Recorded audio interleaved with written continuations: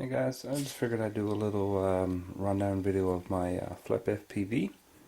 I did do one there a couple months ago, but I managed to delete like 30 of my YouTube videos, so it was I had it uploaded or whatnot. But there's a couple additions since that video. So I'll just start in the front.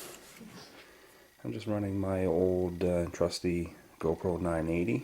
I've had this now for going on almost 3 years. It's been in a few crashes and still kicking. For the camera, I'm using a security camera 2000 1993X with a 2.1mm lens. It's the widest field of view, so I find it pretty good for on a quadcopter. And I just added this other night because if I ever needed to make any changes, if I was like say flying at night or whatnot, there's a couple changes that you makes it better for flying at night. So I just figured having it plugged in all the time, and it's just there like that, just with a piece of Velcro there, so that'll stay there. Just double-sided tape to keep the camera on, and then I used 4 zip ties like that. So it's just to keep it secure if anything ever had to happen to the tape or whatnot. For the VTX, it's a 1.3 200 milliwatt from Ready Made. And I just took the big clunking case off of it, so save a little bit of weight. For the antenna, I'm using an IBcrazy cloverleaf. This is the Ultra or something that has a I don't even know what is in that, but it's something to do with noise floor or something like that. So thanks to Trey for sending me those. That was pretty cool of you.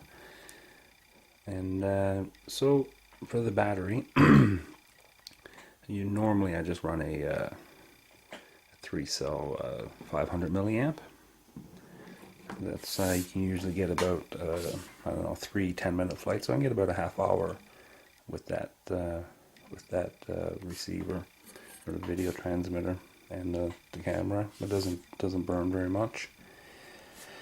Using the clean plate, clean setup, so it helps with the vibration dampening and any jello.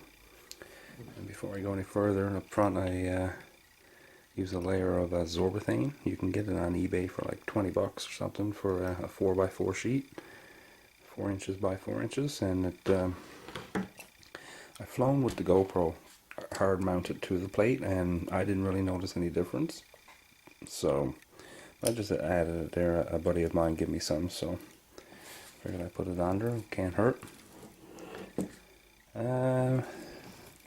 So for the flight controller is an OpenPilot CC3D. For the ESCs, they are 30 amp Optos from RC Timer. They've been working pretty good so far. And just a little note, they don't have a BEC into them, so basically you have to find another means of powering your flight controller or receiver. So in the back I just got a lost model alarm just right there, and I have that set with my failsafe, so if I ever go into failsafe, that'll go off. And I have my failsafe set to with that in attitude mode, and about just a little under enough to hover. And a couple fail-safes that I did have, they were just like split seconds, but I haven't had one now in quite some time, so it's been working pretty good.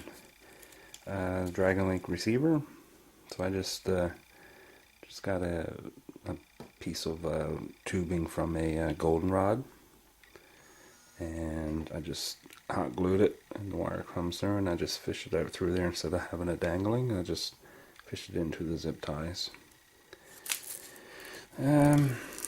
So on this side, this is I use a U-back to supply, to step it down basically, because I run 4-cell, and where the ESCs do not have a BEC, basically from the U-back I into an open channel on DragonLink, and basically that feeds power back through to the CC3D. If you were running ESCs that had BECs installed, you would have to disable M2, M3, and M4. You don't want to overload your board with four voltage inputs basically. And that's about it. Now, the newest edition, it really made a world of difference for me. If anybody's ever been following my videos, and I was having a hell of a time trying to get the RC timer 750 kV with 10.5 carbon fiber props. And on this frame, as you can see, with 9-inch props, you got about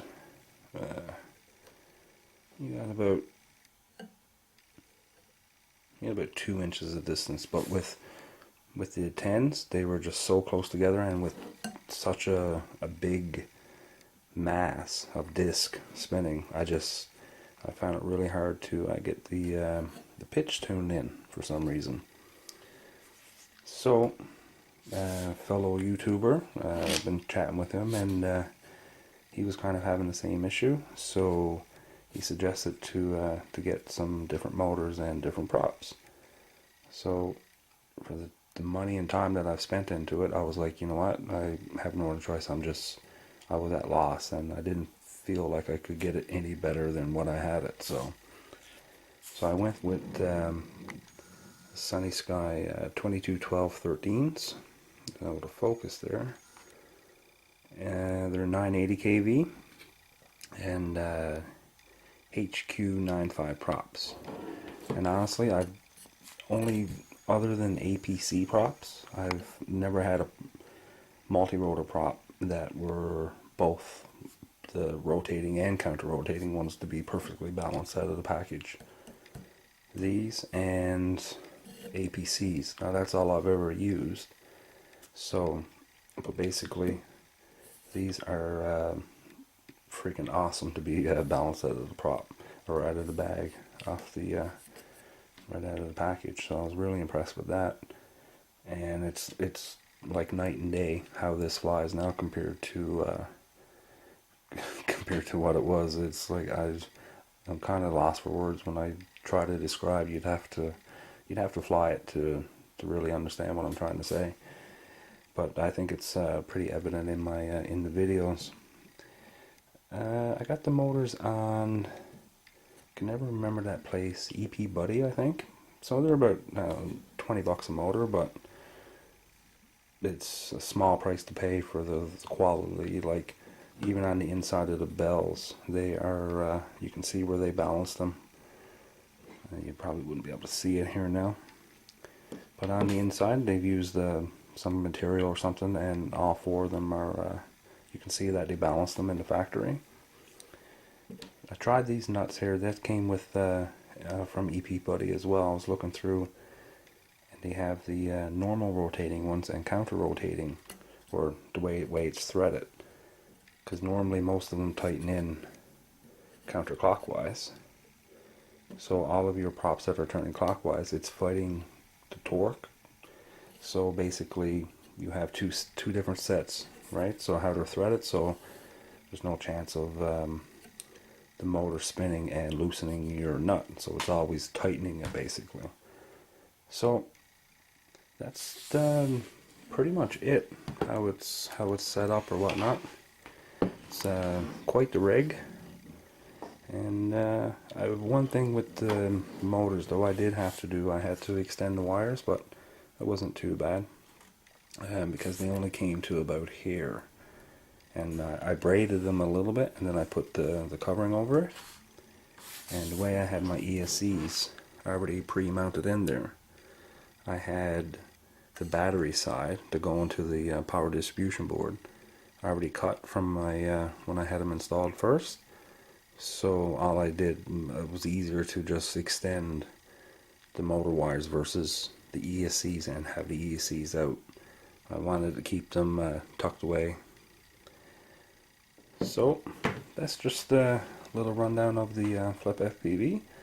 So anyways guys, thanks for watching.